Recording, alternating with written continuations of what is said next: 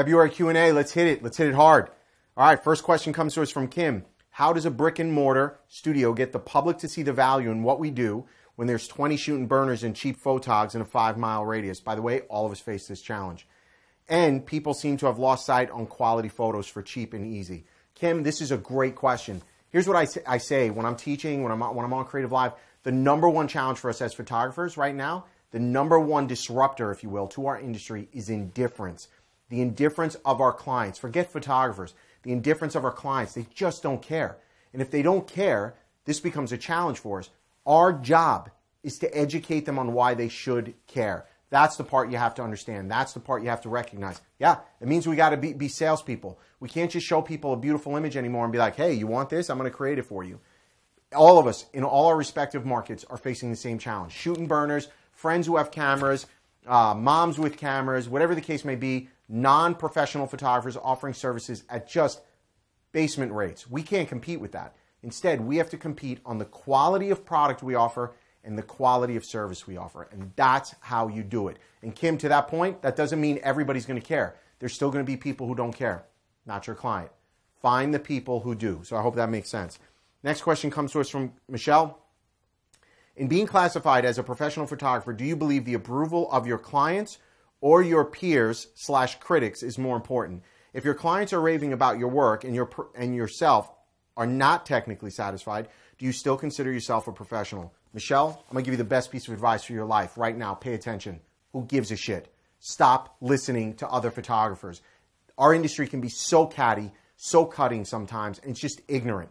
At the end of the day, if your clients are paying you money and see the value in the product or service you're offering, you, my friend, are successful. You are an entrepreneur, and that's what it's all about. Stop worrying about the haters. Stop worrying about the people who can't just get their head out of their ass and see the happiness 2 feet in front of them.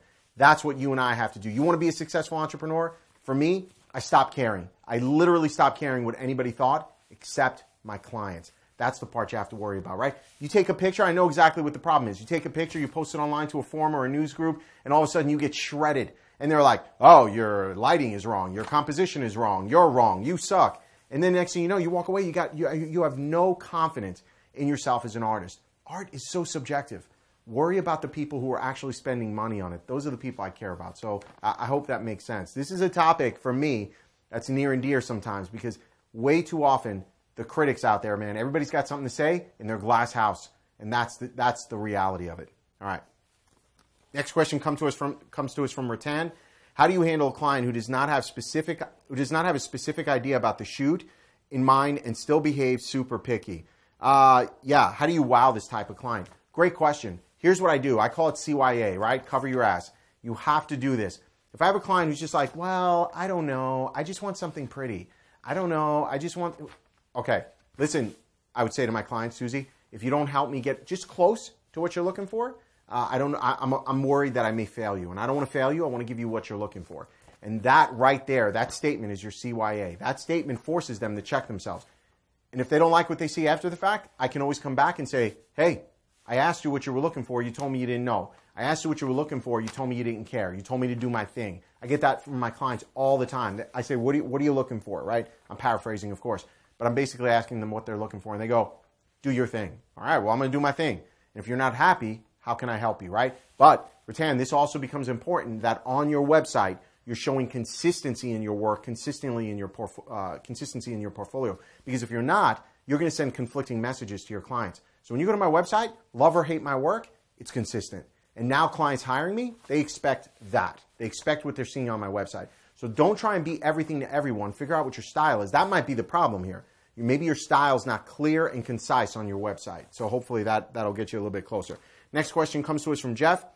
When transitioning from a hobbyist to a business that charges their clients, what are the top 10 things to do to establish you as a business? That's a really good question.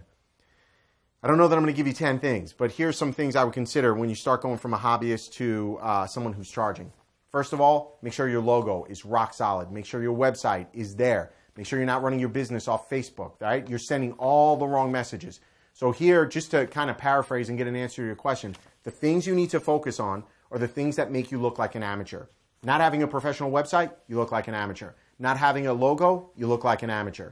right? A professional logo. The way you're branding, all that stuff, your packaging, not offering products, just selling somebody and handing them over CDs or DVDs, you look like an amateur. So where I would spend my time in the beginning is revamping my business or the structure of my business so that we're focusing on just the things that are making me look like an amateur, right? And then, of course, you start getting into the reality of pricing and packaging. That's very important. If your prices aren't right, you're also just going to send the wrong message, right? If you're offering a CD for $100, you're really coming across as an amateur. You're not valuing your work. You're not valuing yourself. So those are some of the things. I hope that helps you. But that's the focus area. What are the things that make me look like an amateur? And that's going to be your website, your branding, your marketing, your messaging, your phone number. Oh my gosh, your email. Is your email a Gmail account? There was just a Shutter Network episode on this. Man, stop using frickin' Gmail. That is not a professional account. You already have a domain, salsincada.com. Why wouldn't you just tie your email to your domain? These are basic things that allow us to come across as more professional and establish value in our work. All right, next question comes to us from Stephanie. How do you price and what do you offer post-wedding sales for all the wedding guests? We have used Shootproof for a few years, love it, and we offer gift prints and images from the gallery and would like to sell more than we do. How should we approach more volume selling? Stephanie, I'm just going to be honest with you. I do not have a lot of sales to guests at the wedding. The reason's simple. I give my bride and groom their digital negatives. And so no one's going to come to me and pay $50 for an 8x10. It's just not going to happen. And the truth is, charging any less, it's really not even worth your time. You start charging less than a la carte, right? I'm talking about if somebody comes in and buys one print. Somebody comes in and buys one 8x10 and you charge them $10, you've actually lost money. We can go draw this out on paper. Your cost, your time, your editing, your packaging, your delivery, you've lost money. So if you're not at a minimum, let's say call it $25. If you're not at a minimum of $25, you're actually losing money. And so you have to realize this kind of stuff when you're doing this. And the truth is, they're getting it from their friends who you gave a CD to or digital images to. So instead, shift your sales cycle. Stop trying to make money from the guests. Start trying to make money from the bride and groom, who are the people who hired you to begin with. That's where I make a majority of my money. And it happens 2 weeks after the wedding when they come in, they spend more money in our studio. So I'd much rather it that way than have these $25 orders trickling in. It's just not worth it. Sorry if that's not what you were looking to hear. All right, next question comes to us from Pam. How do you use sticky albums specifically with vendors? What other vendor and client referral programs do you use?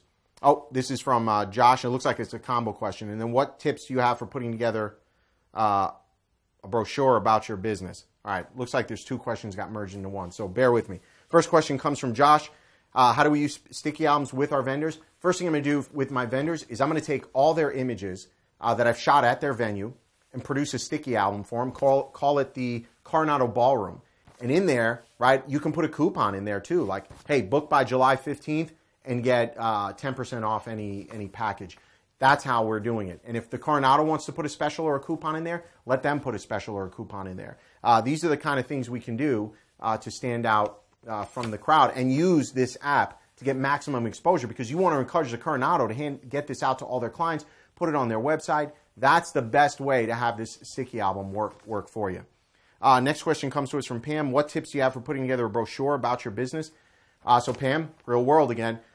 We get them from Bay Photo. It's an 8 or 12 page brochure, and it tells a story throughout. It's all impact images. And don't start throwing up on a page and putting 20 images on a page. All impact images are across these pages. It just tells a little story. And I think the story I tell, I'm not going to remember the whole thing, but it's when you think back and remember your wedding day, flip the page. How do you want to remember those moments? Flip the page. Moments are what create memories. Something to that effect, right? So I'm telling this story through the page, and on every 2-page spread is just these big, grandiose images. Don't try to put 50 images on a 2-page spread, right? Put 3, right? Make them impact images. By the way, the same way you should be designing your albums. I don't want to have a bride put 200 images in a 30-page album. Next question comes to us from Addie. When packaging your clients' orders for collections, do you still get them to sign something as they pick it up saying they received everything in good condition and are satisfied with what's been delivered?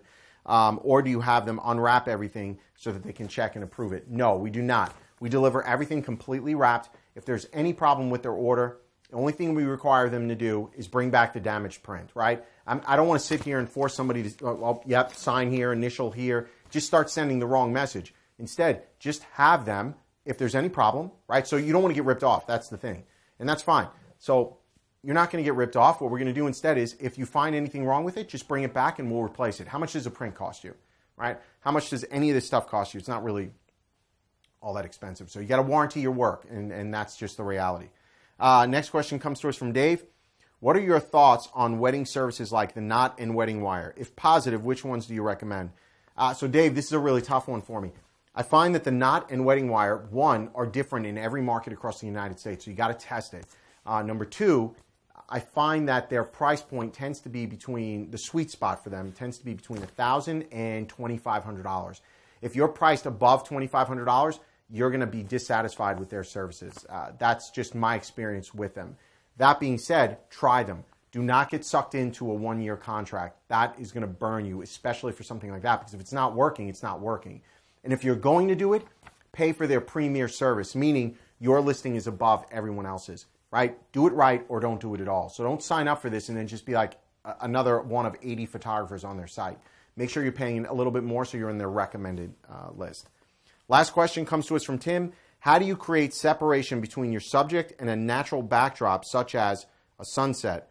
So Tim, that's a really interesting question. I guess it kind of depends on what you're looking to do. And I'm assuming when you say sunset, the sun's behind them. So maybe not. Let's talk through it both ways. If the sun's behind them, you're going to have that separation anyway, right? Because they're going to have that kind of rim light around them if the sun's behind them. But let's go a step further. I'm going to assume maybe you're talking about it being in front of them and they're being lit with that warm light. If you want to create that separation and the sun's setting right in front of them or behind camera, what you're going to need is some level of a reflector, just a reflector to throw some what I call kicker light to hit them on the side of their body or just from behind. So you just have an assistant off camera pushing that same light back. Don't get all fancy with like flashes and all this other, these things that you're looking to do. Keep it simple, man. Just throw a little reflector, throw some kicker light, and you'll create some natural separation. Or they're backlit, right? Because that's a whole other look. They're backlit, and they're going to have that natural separation, but now you still need a reflector, unless you're going for a silhouette, you still need a reflector to light them up on the front side. And so either way, no matter which one you're trying to do, the reflector tends to be the solution there. And I know with stuff like that, right? Everybody wants their toys and their $800 flashes and $50 reflector, dude. It'll help you. It'll go a long way. So in my bag, I've got a silver reflector, a white reflector, and then a black one, right? Or just translucent to soften light as well. So have that in your bag, man. It's super inexpensive, and it'll save you when you need it. You don't always use it, but when you need it, you need it. So guys, great questions this month. As always, keep up the good work. More Q&A next month. Hope you got a lot out of this, and I hope you're learning from your peers. Get out there, make it happen, and thanks for reading the magazine.